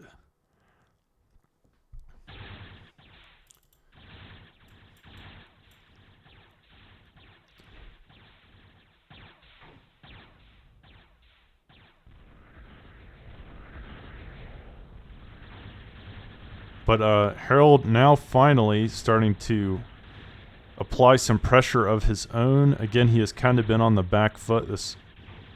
Or excuse me, he hasn't been on the back foot, but he's been on the defensive this whole game. Aside from maybe a few Jeffies early on, and now he has decided to play the role of the aggressor. It's time for him to attack and Race. Probably going to lose a con here. Yeah, he will. So very well done by Harold, finding that nice weak point where Race was starting to build some defenses, but didn't quite have them up in time. Though Race continuing to do some raiding of his own. And a nicely placed light laser tower here. It will kind of defend this choke point. However, Harold's units will slip through a couple flashes here, but one of them is very, very low. This flash is at one hit. It will die to the defender.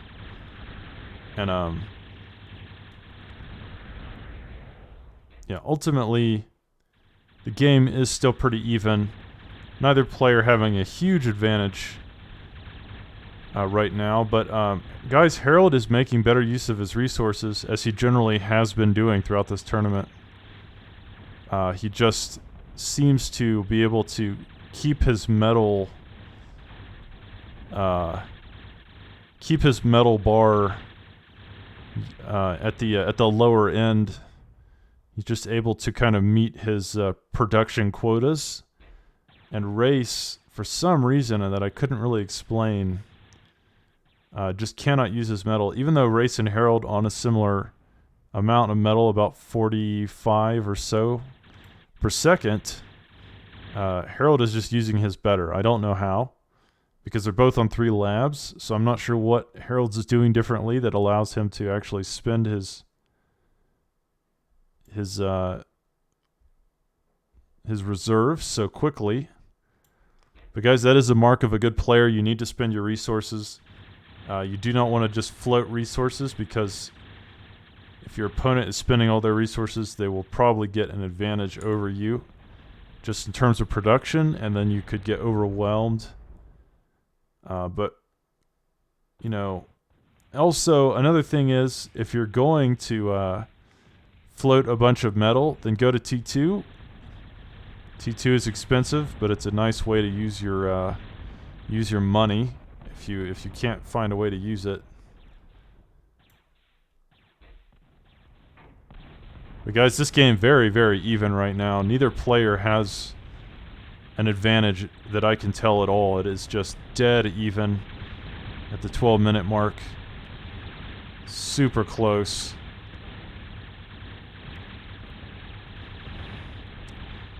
However, Harold now throwing these warriors into the mix, and guys, warriors are just so good against flashes if they can get in range. Obviously, the flash can sort of avoid the warriors, but if the warriors can get in range of the flashes, they will just chew through them. They will tear them apart in no time. And so I'm liking Harold's composition here. Harold has made some great composition choices throughout this entire series, and will now pick up a con.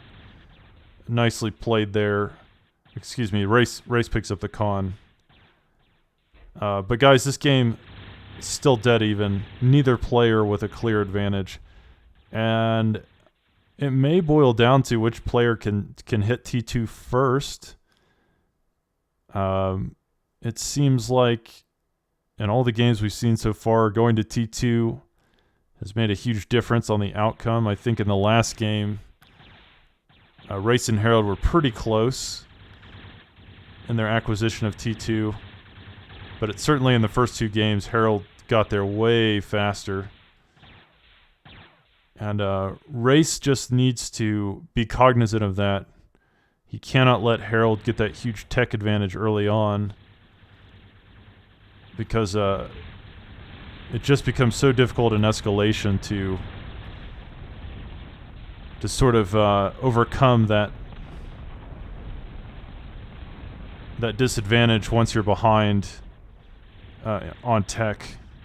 It becomes very difficult to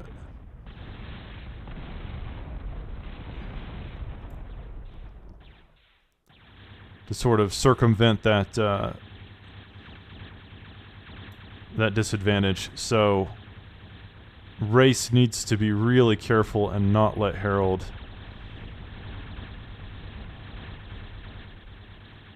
get that tech advantage, but it looks like it's already happening, guys. It's already happening as Harold is teching up pretty close to the front line too. This is sort of a dangerous place to put that factory. It's a little surprising to see Harold put it that far forward. But once again, even though the game is dead even right now, guys, neither player having a clear advantage. It feels like Harold is just teching to T2 more quickly. And will he take that advantage once again?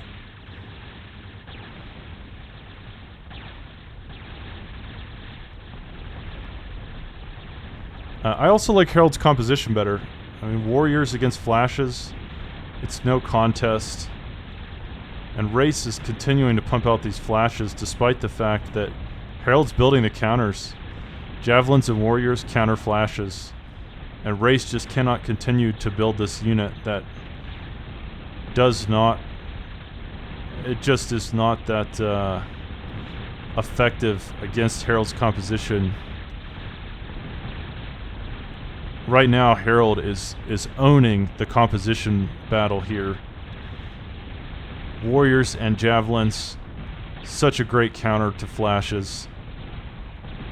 And Race just pumping out these units that are almost useless now. Almost useless against what Harold is doing. So guys, I've talked about before in cast the importance of building the right compositions. You cannot just spam out units. You need to react to what your opponent's doing. This is often something you see in the big team games that I cast as well, the 4v4s. Players just pump out some really cookie cutter, generalized army, you know, and they're not really paying attention to what the opponent's doing. That's not how you play this game, guys. You don't just build units that are popular. You need to build units based on the moment, based on the what you're currently seeing on the battlefield. And flashes at this point are just almost useless, I think.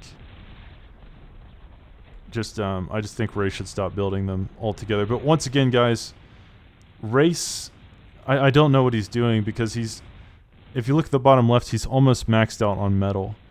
But still not teching to T2. I mean, it's like God has come down from the heavens, or he sent an angel to Race and said, Race, now is the time. Your metal is maxed. Go to T2. And Race just not hearing it. Race just determined not to tech up. Even though he's maxed out on metal here. And Harold, of course, already on T2. And guys, Harold did not rush to T2 by any means. He basically built this advanced vehicle plant with one con. It took a while. It took several minutes for this advanced vehicle plant to come up. So it's not as though Harold, you know, jumped to T2 in some kind of rapid fashion, or was attempting to sort of trick Race, or, you know, do something sneaky. I mean, this is a very normal timing. 17 minutes T2 is pretty normal, I'd say, in a 1v1. And Race, I don't know what he's doing. He is now moving to T2, but it's just so late. This is so late. I mean, if with just this one con, he's not going to be to T2 until probably like 21 minutes. And by then, Harold will have already gained a huge advantage. With these Panthers streaming out onto the map. And of course the Mohos that he will no doubt upgrade his economy with. So yeah, this is just so late. Now he does have a fourth constructed vehicle coming up, so he is now finally starting to rush out that advanced vehicle plant. But is it too little too late? I don't know. This is such a super late advanced lab here. It's just not...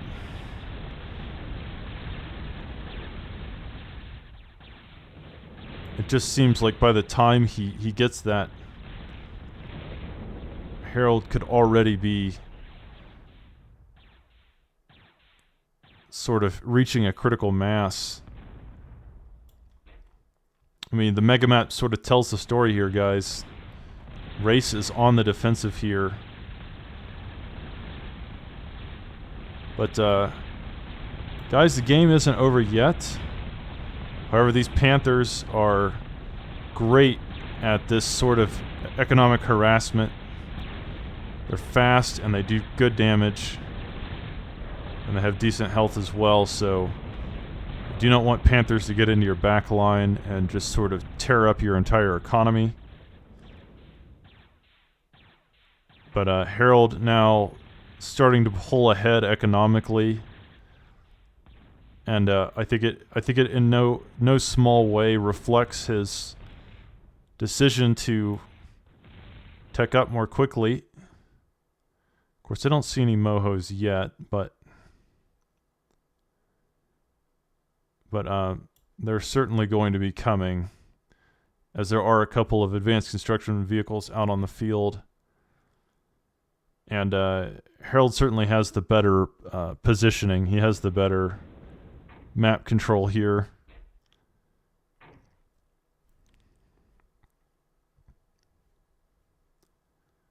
Ray's still not able to use his metal. This has just been a constant problem throughout this entire game. Guys, I will say this, it's not easy to use your metal, especially on a map like this where there's so much eco. It's difficult to utilize all of it. But Harold has kind of kept his metal bar at the lower end this entire game. And I think that is really making the difference here. I think that is really contributing to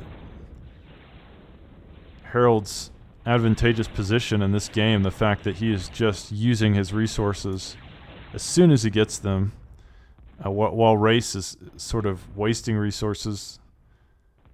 And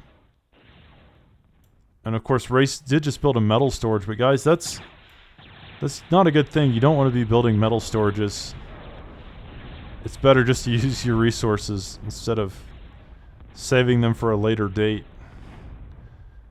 You would rather just use your metal so quickly that you don't need the extra metal storage.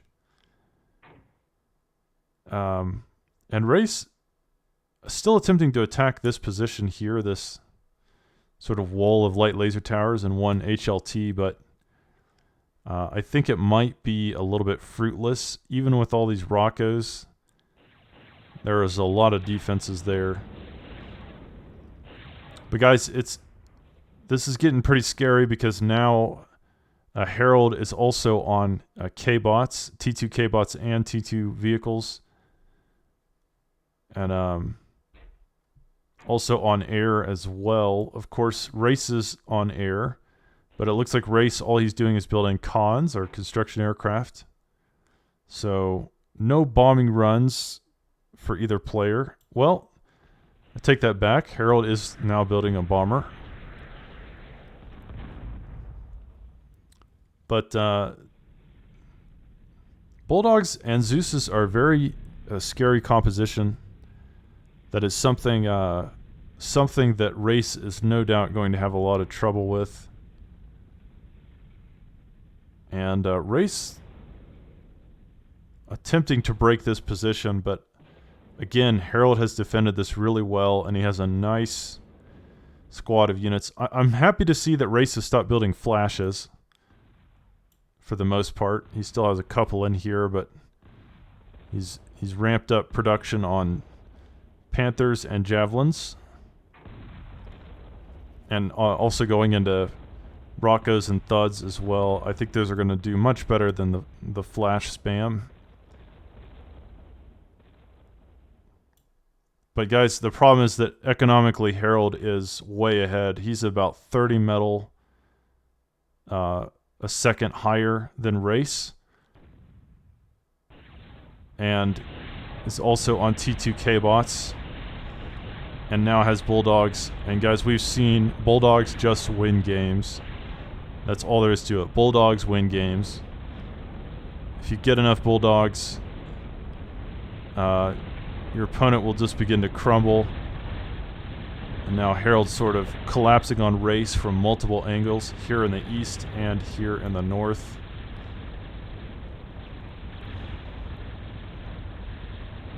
However, here on the east, Race, I think, will push this back. But this northern army is much scarier. Zeus's and Bulldogs, a very potent combo. And Race just does not have what he needs to defeat this composition. Javelins and Flashes and Panthers are just not really going to do it. These Bulldogs can almost just outrange all this. Sort of shred the army from afar. And even if Race's army can get into range of the Bulldogs, the Zeus's will zap everything into oblivion. Such a scary composition for Harold.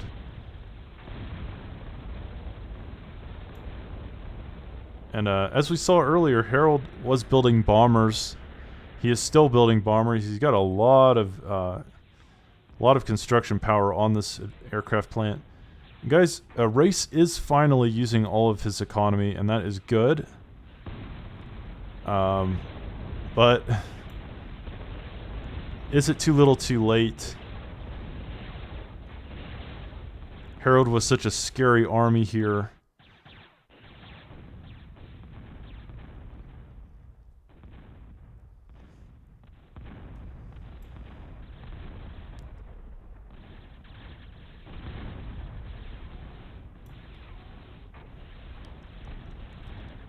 And Race really just barely holding on. Race just in some ways doing the best he can to defend his own borders, but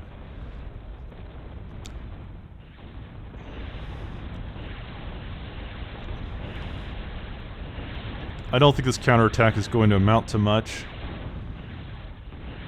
He does get a few units through, but there's a decent amount of defenses up here in the north. And ultimately, that is just sort of a waste by Race. It won't accomplish almost anything, maybe taking out a mechs, a couple defenses, but now Harold getting his own attempt to counterattack. And this counterattack is going to be deadly, and also on the east side as well. And the problem is that Bulldogs and Zeus's are even good against defenses. They have a lot of health. And these static defenses don't really stand much of a chance. Harold really breaking through on multiple fronts, and I think once he reveals this bombing run, that could be the game, as Race just doesn't have the air defense that he needs to stop this. These bombers, I think, are going to rain down hell on Race's base, and there just is not much in the way of retaliation. I don't think that Race will be able to stop this. I don't see how he can stop a bombing run. There's just no air defense at all. Race also doesn't have any fighters. Perhaps if he had some fighters, he could take out the bombers that way with a mobile air force. Sort of an Avenger patrol or a Freedom Fighter patrol, but man, that's a lot of bombers. That's a lot of bombers, and Race is already in trouble without the bombers, but I think once you throw these into the mix, it is just going to be the death blow. As Bulldogs continuing to stream through here and take out these light laser towers as if they are just pesky annoyances. Finally, these bombers making it into the fray. I want to see how many there are here. It doesn't tell me how many bombers there are. But guys, there's at least 20. I think there's at least 20 bombers here. And I think the moment Race sees this, he's going to be pooping his pants, because this is extra scary. There's only 3 defenders, and these bombers certainly going to get so much work done. Race kind of panic building freedom fighters, but will it matter? The the aircraft plant goes down, the Geo goes down. Another Geo is certainly going to go down. And now Race is just in damage control as these bombers continuing to move through his base, going for a third Geo, and they will almost certainly get it as well. So Harold crippling Race's eco. Yeah, he will get that third Geo. That bombing run, very successful, taking out an aircraft plant and 3 Geos. That is going to cripple Race's energy production, and as you can see, Race now completely out of energy after Harold just sort of eviscerated his legs there. And Harold making basically double the metal. The Bulldogs streaming in. Guys, like I said, Bulldogs win games. And Bulldogs are very good against defenses too. They're just sort of good against everything. Race probably going to have to tap out here very, very soon, as Harold has such an insurmountable advantage at this point. I don't see how Race can come back from this.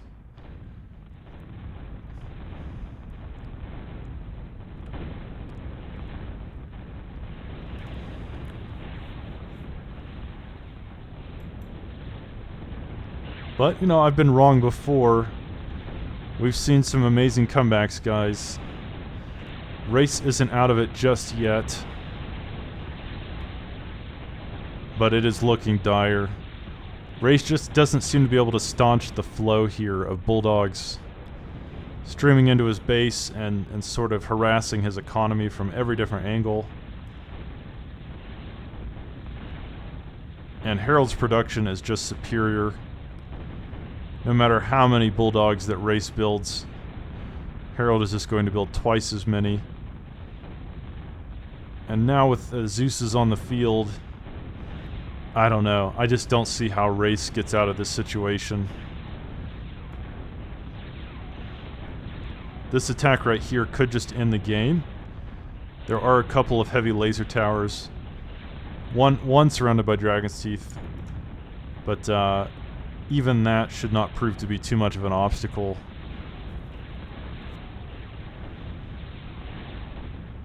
Yeah. Oh man. Race in so much trouble.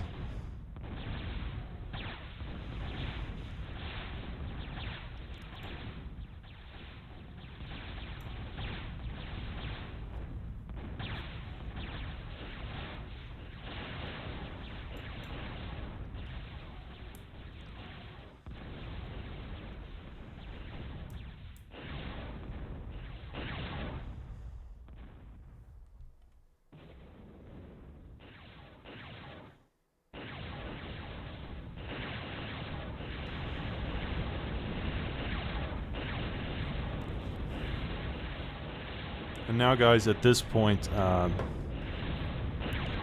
Harold's economy is dwarfing Race.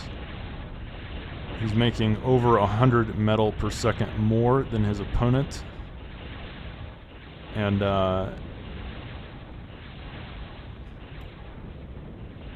it's hard to say what else he's even doing back at his base.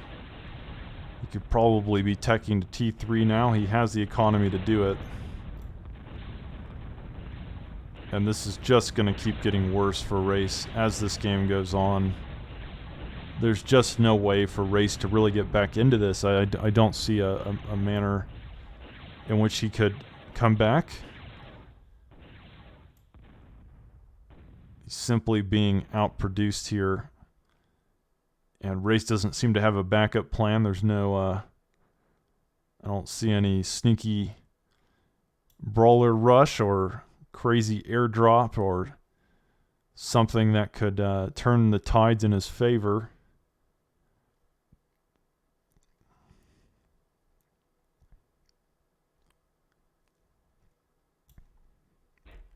But Race, continuing to do a valiant job of holding on here. I mean, despite his disadvantage, despite the fact that he's obviously struggling to defend himself, he has not given up.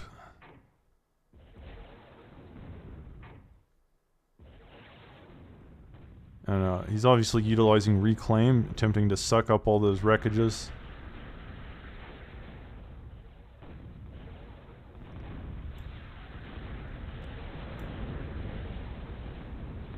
But surprisingly, Harold here, well, it looked like he was, yeah, Harold's not taking up to T3. He's just going to try to end the game here. He's going to keep continuing to build advanced vehicle plants until he rolls over Race. He just simply crushes him with sheer numbers. And this he is doing right now. Ray's continuing to build flashes here. I don't, guys. I couldn't tell you why. Flashes in this situation are less than useless. They're just free wrecks. They're not even going to get in range, probably, of the Bulldogs or the Zeuses.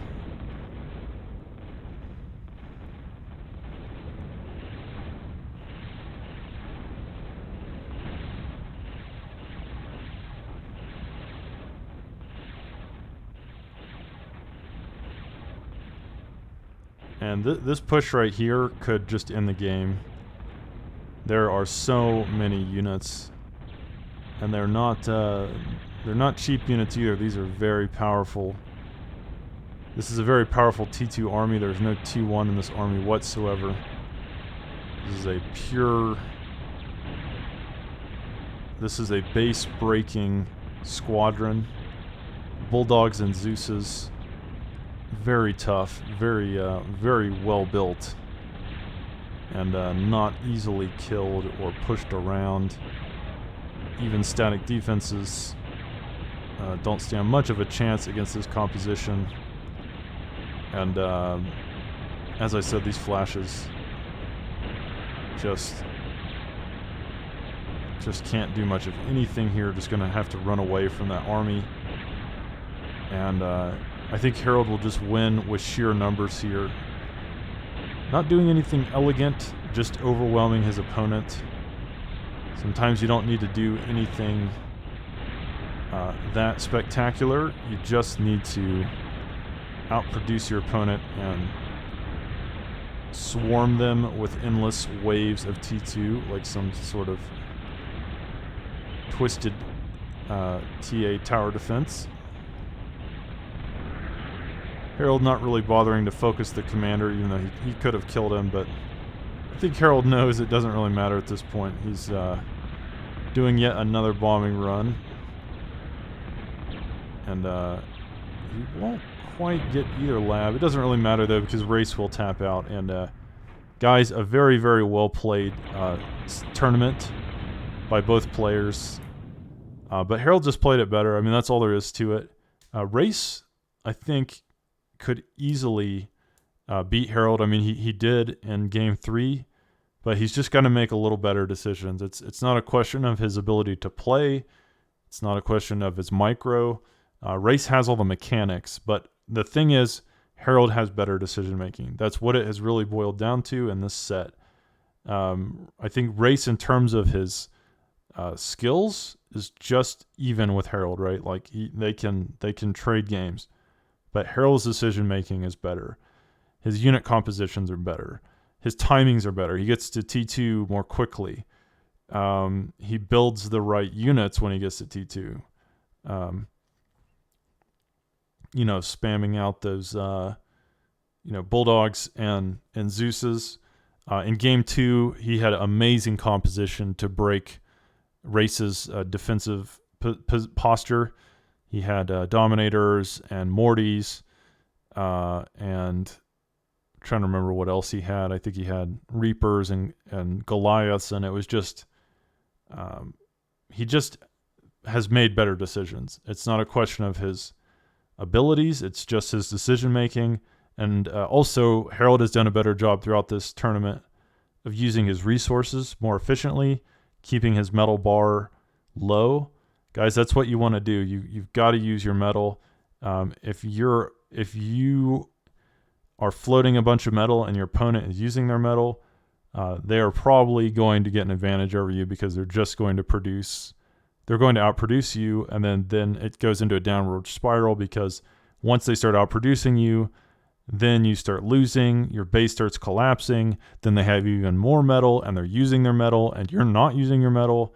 And so that just gets into a very bad situation very quickly. You need to use your resources all the time. And guys, that's easier said than done on a map like this designed for 3v3s. There's obviously so many metal spots. But either way, really good set. I was hoping Race might come back, or at least make it to Game 5, but Harold still the undisputed king of Escalation. And guys, we will have to see next year whether someone can dethrone him as king of this mod. But guys, I hope you enjoyed watching this. Thank you everyone that has supported my stream. Please make sure to join the Discord if you can. And again, I appreciate everybody for watching.